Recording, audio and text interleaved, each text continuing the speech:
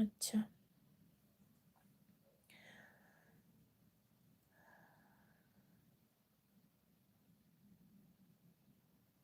কি রান্না করেছো?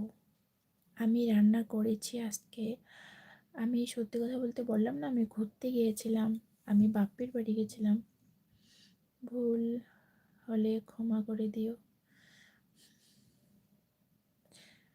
কোনো কিছু ভুল হয়নি, আর আশা করি ভুল হবেও না। ভুল কি?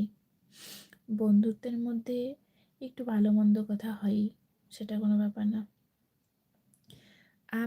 আমি বাড়িতে গেছিলাম, ওখানে রান্না হয়েছিল